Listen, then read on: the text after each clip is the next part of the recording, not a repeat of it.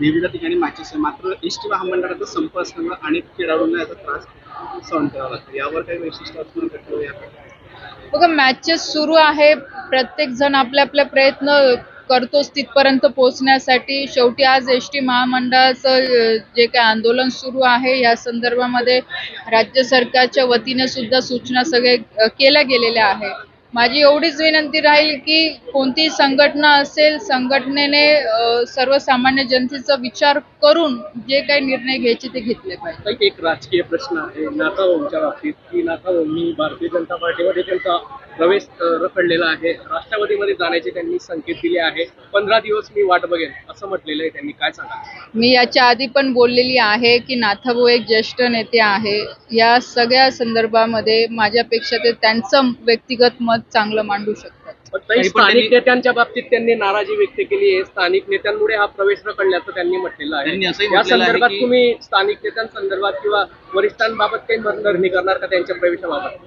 ह्या संदर्भामध्ये शेवटी हा जो विषय आहे नाथाभाऊंचा, तो वरिष्ठ पातळीवरचा विषय आहे. मी एवढी मोठी नाही की ह्या सगळ्यांमध्ये मी काही बोलू शकते, कारण की सगळे जे वरिष्ठ आहे नक्कीच त्यांच्यापर्यंत सुद्धा हा विषय पोहोचलेला आहे आणि या संदर्भात लवकरात लवकर काही निर्णय होईलच. केंद्राकडनं ग्रीन सिग्नल मिळालेला आहे त्यांना, आपणही त्या ठिकाणी उपस्थित होतो. मला राज्याकडनं मिळत नाही. नेमकं राज्याचे कोणते नेते त्यांच्या विरोधात वाटतं आपल्याला?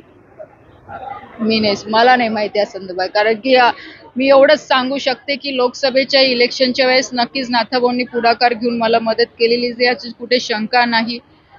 केंद्राच्या नेत्यांकडनं पण त्यांना सांगण्यात आलं होतं आणि त्यांनी त्या पद्धतीने सहकार्य सुद्धा केलेलं आहे. पण बाकीचा जो काही विषय आहे नक्कीच तो वरिष्ठांचा विषय आहे आणि नाथाभाऊचा विषय आहे. आणि मी जसं आधी सांगितलं की मी एवढी मोठी नाही की या दोघांच्या मध्ये मी येऊन काहीतरी बोलू शकते. नक्कीच ते दोघं जण बसून या संदर्भामध्ये काय करायचं नाही करायचं ते निर्णय घेतील.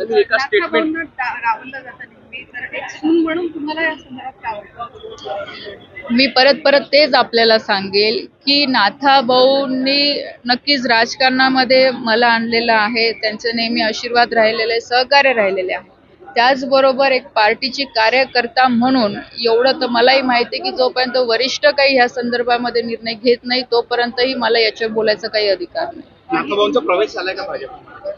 ते स्वतः नाथाभाऊ तुम्हाला सांगते. आज या ठिकाणी खेलो इंडिया या कार्यक्रमाचं आयोजन करण्यात आलेलं आहे खेळाडूंच्या कलागुणांना वाव देण्यासाठी. खेलो इंडियाच्या माध्यमातून कीर्ती ह्या प्रोग्रामचा आज आम्ही इथे सुरुवात केलेली आहे. खूप चांगला रिस्पॉन्स मिळतो आहे. आपल्याला सगळ्यांना माहिती आहे की 2017-18 मध्ये आदरणीय मोदी साहेबांनी खेलो इंडियाची सुरुवात केली होती की ज्या माध्यमातून गावागावापर्यंत स्पोर्ट्स पोहोचेल, खेळ पोहोचेल आणि घराघरातनं चांगले प्लेयर्स आपल्या देशासाठी खेळतील, आपल्या शाळेसाठी किंवा आपल्या राज्यासाठी खेळतील, स्वतःसाठी खेळतील. आणि त्याचा अवेअरनेस प्रोग्राम हा कीर्तीच्या माध्यमातून केला जातो आहे. आणि त्याचबरोबरने टॅलेंट आयडेंटिफिकेशन सुद्धा केलं जातं. एक छोटीशी टेस्ट असते की जे फिजिकली ॲक्टिव्हिटीच्या माध्यमातून कळतं की मुलगा कशामध्ये पुढे जाऊ शकतो, कोणत्या खेळामध्ये तो रुची घेऊन पुढे अजून चांगलं करू शकतो.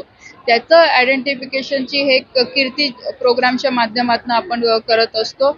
तर आत्तापर्यंत आपल्या महाराष्ट्रामध्ये 6 प्रोग्राम झालेले आहे. हा 7वा प्रोग्राम आता मी आज जळगाव जिल्ह्यामध्ये घेतलेला आहे MJ कॉलेजमध्ये आणि चांगला रिस्पॉन्स मिळतो. आणि मला असं वाटतं की स्पोर्ट्ससाठी अवेअरनेस पालकांमध्ये आणणं हे अत्यंत गरजेचं आहे. आणि अशा प्रोग्रामच्या माध्यमातून अवेअरनेसही वाढेल आणि मुलांचाही उत्साह वाढेल आणि एक चांगला सपोर्ट शाळेच्या माध्यमातून सुद्धा मुलांना मिळण्यासाठी खूप चांगली मदत होऊ शकते.